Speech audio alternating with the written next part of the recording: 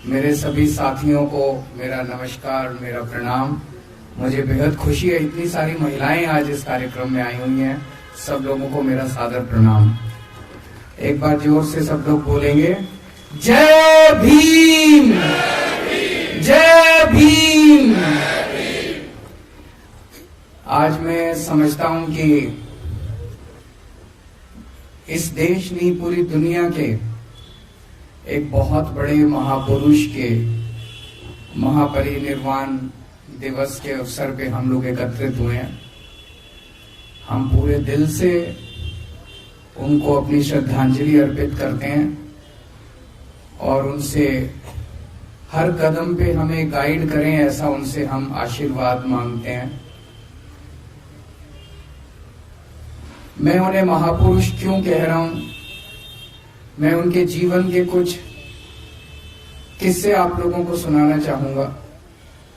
ये किस्से मैं पहले कई बार दोहरा चुका हूं, लेकिन आज फिर दोहराऊंगा ताकि आप लोग भी आगे जाके सब लोगों को इसके बारे में बताएं और ज्यादा से ज्यादा लोगों को उनके जीवन से प्रेरणा मिले, ऐसी मेरी इच्छा है। हम सब जानते हैं कि बाबा साहब एक बहुत बहुत गरीब परिवार में पैदा हुए थे। बाबा साहब दलित परिवार में पैदा हुए थे।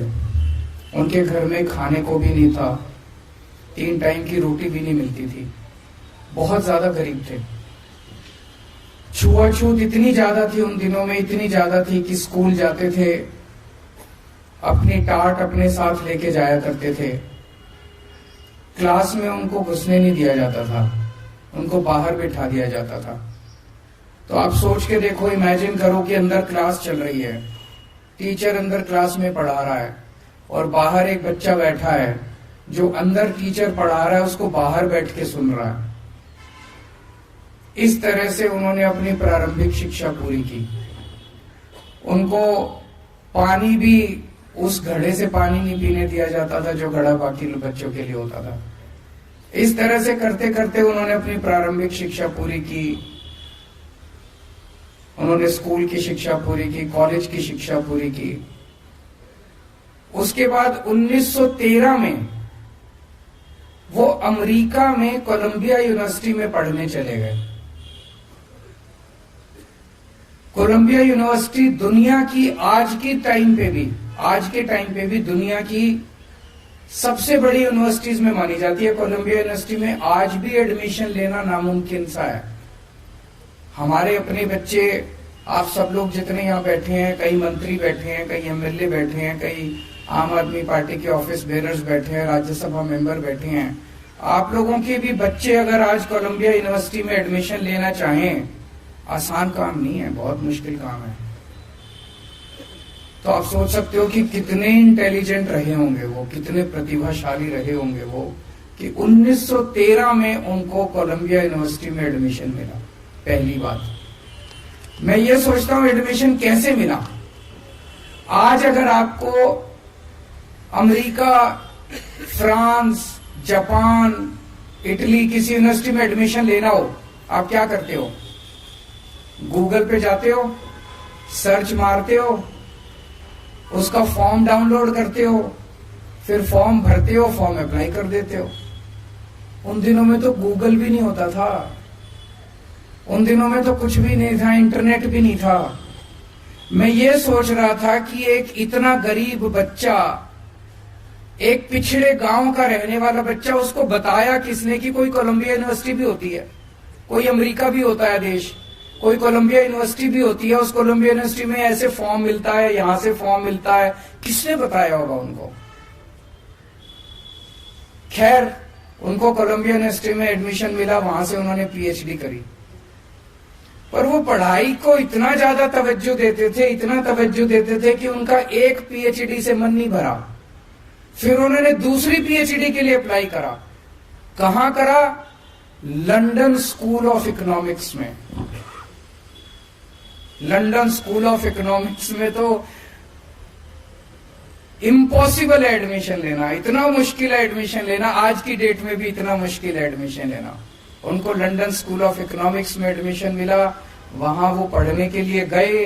बीच में उनके पैसे खत्म हो गए, वो थोड़े दिन के लिए वापस आए, थोड़े पैसे इकट्ठे किए, फिर दोबारा वो गए और दोबारा उन्होंने जाके अपनी डॉक्टरेट पूरी करी।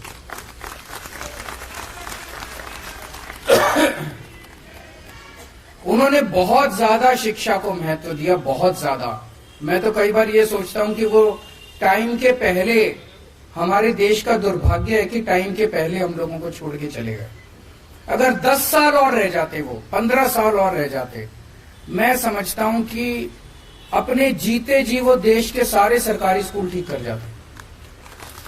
आज 75 साल हो गए देश को, 75 साल में इन सारे लोगों ने मिलकर देश के सरकारी स्कूलों का बेड़ा गर्क कर दिया। इन लोगों ने, शिक्षा इनके एजेंडा में ही नहीं है।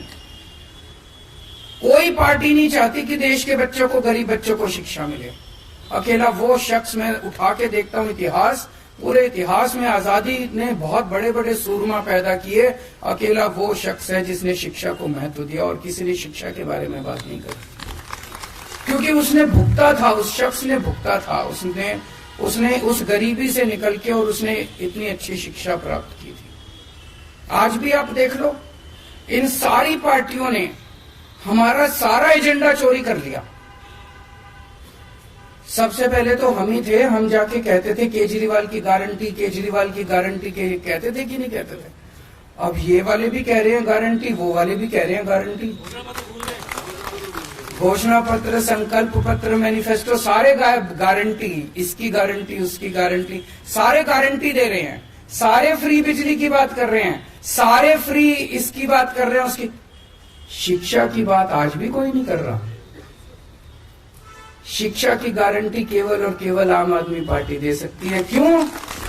हम बाबा साहब अम्बेडकर के चेले हैं। आम आदमी पार्टी, केजरीवाल जी। आज भी कोई, दोनों पार्टियां उठा के देख लो, दोनों के गारंटी कह लो, संकल्प पत्र कह लो, कुछ भी, दोनों में से कोई पार्टी नहीं कहती आपके बच्चों के लिए स्कूल बनवा देंगे। दोनों में से कोई पार्टी नहीं कहती सरकारी स्कूल ठीक कर देंगे, फ्री में ये दे देंगे, फ्री में वो दे देंगे। शिक्षा की बात केवल आम आदमी पार्टी करती है और कोई पार्टी नहीं करती।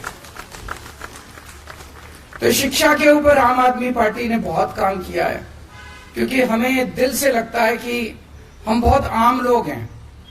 ये जितने अपने एमएलए हैं, 90% से ज्यादा अपने एमएलए कोई पार्टी के किसी नेता के या किसी उसके बच्चे नहीं है, कोई पॉलिटिक्स से नहीं आए थे।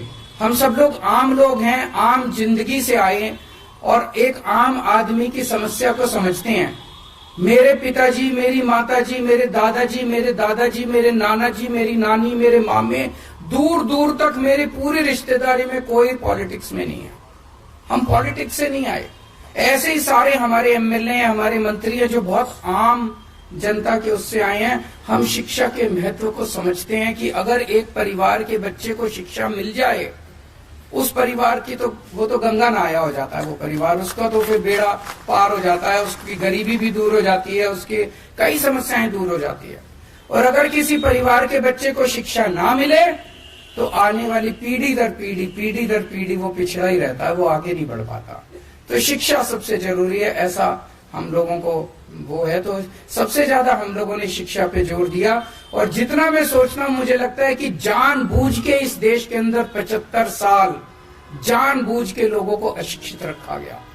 अगर 5 साल के अंदर, 7 साल के अंदर आम आदमी पार्टी की दिल्ली सरकार दिल्ली के 2 करोड़ लोगों के बच्चों को अच्छी शिक्षा दे सकती है, तो 75 साल में क्या हमारे देश के लोगों को, 140 करोड़ लोगों को अच्छी शिक्षा नहीं दी जा सकती थी? दी जा सकती थी। जानबूझ के अनपढ़ रखा गया, जानबूझ के अशिक्षित रखा गया। 2 मंत्र थे बाबा साहब की जिंदगी के, संघर्ष और सेवा, और हमारे ऊपर ये दोनों लागू होते हैं। जब अपनी 70 में से 67 सीट आई थी तो मैंने सोचा था चलो अब संघर्ष पूरा हुआ, अब सेवा करेंगे। लेकिन इन्होंने जो तंग करा हम लोगों को, काम नहीं करने दिया, इतने अड़चन अड़ाई, इतने एक के बाद एक कानून लेके आ रहे हैं, ये भी पावर हमारी, ये भी पावर हमारी। केजरीवाल की कोई पावर नहीं है कि बिना पावर के भी हमने इतना काम कर दिया। तो तब मेरे को अब लगने लगा कि आम आदमी पार्टी तो पैदा ही संघर्ष के लिए हुई है। जो जो आम आदमी पार्टी में आए वो ये सोच ले भाई ये कांटों का ताज है। हम पैदा ही, हमारा पूरा जीवन ही संघर्ष है, संघर्ष में ही जीना है अपने को। जैसे बाबा साहब अम्बेडकर का पूरा जीवन ही संघर्ष था, हमें भी संघर्ष में ही जीना है। आज भी ये मतलब कभी ये काम रोकेंगे, कभी वो काम रोकेंगे, अफसर तुमको रिपोर्ट नहीं करेंगे, ये नहीं करेंगे, वो नहीं, काम नहीं करने देना इन लोगों को। और हमने भी ठान लिया काम तो करके रहेंगे हम लोग। जब हम सड़क पे थे तभी काम करवा लेते थे इन लोगों से, अब तो हम अंदर आ गए, कुछ ना कुछ रास्ते निकल ही जाएंगे। तो एक तो संघर्ष से घबराना नहीं है। संघर्ष हमारे जीवन का सबसे बड़ा, आज आपके 3-4 नेता जेल के अंदर हैं। आज अगर वो झुक जाएं, अगर वो इनकी बात मान लें, अगर वो आज बीजेपी में चले जाएं, 2 दिन के अंदर बाहर आ जाएंगे। मनीष सिसोदिया को देखो, उनकी वाइफ कितनी बीमार है, कितनी ज्यादा बीमार है। उनका बेटा कनाडा में है, उनके घर में उनका ख्याल रखने वाला कोई नहीं है, लेकिन फिर भी 10 महीने हो गए जेल में उनको। आज अगर मनीष सिसोदिया बीजेपी के साथ हाथ मिला लें, अपना अच्छी जिंदगी जिएंगे, लेकिन नहीं। बाबा साहब अम्बेडकर के और भगत सिंह के चेले हैं, मर जाएंगे, कट जाएंगे, लेकिन झुकेंगे नहीं। देश के लिए लड़ने के लिए आए हैं, देश के लिए अपने असूलों से कभी समझौता नहीं होगा। बाबा साहब अम्बेडकर की भी जिंदगी आप पढ़ो, कितने ऐसे मौके आए जब उनको कहा गया समझौता कर लो, इस चीज पे समझौता कर लो, उस चीज पे है ना, कि कितने सारे ऐसे मौके आए, कभी समझौता नहीं किया उन्होंने किसी चीज पे समझौता। हमें भी समझौता नहीं करना, देश के साथ समझौता नहीं होगा, मुल्क के साथ समझौता नहीं होगा, जनता के लिए दूसरी चीज सेवा। भगवान, हमने पिछले जन्म में कुछ अच्छे काम करे होंगे, जो हम जैसे आम लोग, छोटे छोटे परिवारों से आए हुए लोग, छोटे छोटे बैकग्राउंड से आए हुए लोग, मध्यम परिवार के इतने सारे हम एमएलए, हम सारे लोग, हमको ऊपर वाले ने कितना बड़ा मौका दे दिया।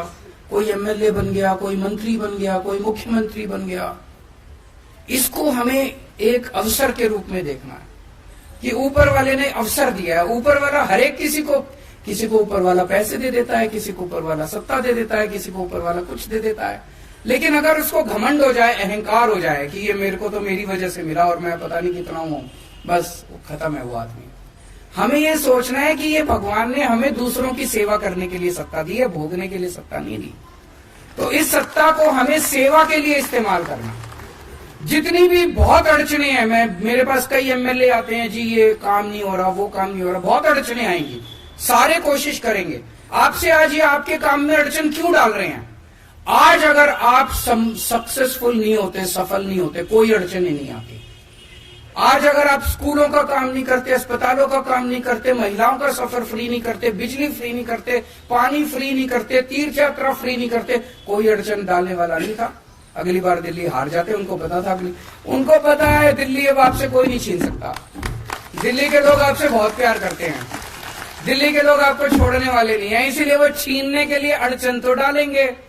जितनी अड़चन डाल रहे हैं उतना आपको खुश होना चाहिए कि हम सफल हो रहे हैं, और उनकी नींद हराम कर रखी है, इसीलिए वो अड़चन डाल रहे हैं। तो अड़चनों को पार कर करके आपको सेवा करनी पड़ेगी, और सेवा के लिए ही पैदा हुए हैं, सेवा जरूर करनी खूब। दूसरी चीज, सबकी सेवा करनी है, चाहे वो बीजेपी वाला हो, चाहे वो कांग्रेस वाला हो, चाहे वो आम आदमी पार्टी वाला, उसमें कोई वो नहीं करना। हमें कई बार मन में आता है तो बीजेपी वाला, इसका मैं काम क्यों करूं, उसका भी काम करना, उसका भी दिल जीतना है। एक दिन ऐसा आएगा जब दिल्ली के 2.5 करोड़ लोग आम आदमी पार्टी के मेंबर होंगे, और एक दिन ऐसा आएगा जब देश के 140 करोड़ लोग आम आदमी पार्टी के मेंबर होंगे। और आम आदमी पार्टी से मेरा मतलब आम आदमी पार्टी नहीं है, मेरा मतलब मुल्क है। मुल्क के लिए काम करना है अपने को। अगर कल को मुल्क और आम आदमी पार्टी के बीच में चुनना हो तो आम आदमी पार्टी को लात मार देना, मुल्क के लिए काम करेंगे। तो अपने को, मैंने कोरोना के टाइम में ये बहुत अच्छा एग्जाम्पल देखा था। कोरोना के टाइम में मैं देखता था कि तीनों पार्टियों के लोग मिल गए थे, आपस में ऑक्सीजन की जरूरत है, ये कांग्रेस वाला उसको फोन कर रहा है, वो उसको फोन कर रहा है, हाँ भी है, ऑक्सीजन का सिलेंडर है। दिलीप बताया करता था, दिलीप पांडे अपना कोऑर्डिनेट करता था सारा, और इतनी अच्छे तरीके से तीनों पार्टियों ने मिलकर काम किया था। वही स्पिरिट अपने को रखनी है। हमको दुश्मन थोड़ी है एक दूसरे के, एक ही तो मुल्क के लोग हैं। पता नहीं क्यों इतना जहर भर लिया हम लोगों ने आपस में एक दूसरे के दिल। तो सबका काम करना है, सबकी सेवा करनी है। आज हम दिल्ली के अंदर जो काम कर रहे हैं, बच्चों को अच्छी शिक्षा दी, हमारे पास क्या है? हमारे पास तो कुछ भी नहीं है। फक्कड़ लोग हैं, ना पैसे अपने पास, ना आदमी अपने पास, बस लोगों का आशीर्वाद है। जो 18 लाख बच्चे सरकारी स्कूलों में पढ़ते हैं, आज हर एक का माँ बाप मानता है कि यार इन्होंने मेरे बच्चों का भविष्य तो बना दिया। उन 18 लाख बच्चों के माँ बाप का आशीर्वाद हमारे साथ है। आज जो करोड़ों लोगों का हमने मोहल्ला क्लिनिक में इलाज कराया, करोड़ों लोगों का अस्पतालों में इलाज कराया, अगर किसी का एक्सीडेंट हो जाए तो उसका मुफ्त में इलाज होता है। वो कुछ तो आशीर्वाद शीश देके जाता होगा ना। उनके आशीर्वाद हमारे साथ हैं, यही हमारी संपत्ति है। तो सेवा करनी है, संघर्ष करते रहना पड़ेगा, पूरी जिंदगी संघर्ष करना पड़ेगा। हताश मत होना, डरना मत। और आज बाबा साहब अंबेडकर के महापरिनिर्वाण दिवस के अवसर पे ये अपने अपने मन में कसम खा के जाओ कि उसी रास्ते पर पूरा जीवन उनका संघर्ष ही तो था। आखिरी दम तक संघर्ष कर रहे थे वो। कितने किस्म किस्म के संघर्ष किए उन्होंने, राजनीतिक लेवल पे, सामाजिक लेवल पे, हर स्तर पे उन्होंने संघर्ष किया। जीवन ही संघर्ष है। जिस दिन जीवन में हमने समझौते कर लिए और हम कमजोर पड़ गए, उस दिन जिंदगी खत्म है तुम्हारी। आज एमएलए हो, कल एमएलए भी नहीं बचोगे। यही तो, समझौता नहीं करना, आगे बढ़ना है, मजबूती के साथ आगे बढ़ना है। और संघर्ष में ही खुशी ढूंढनी है, उसी में खुशी आने लगेगी जिस दिन संघर्ष को अपने जीवन का हिस्सा बना लेंगे। बहुत बहुत शुक्रिया।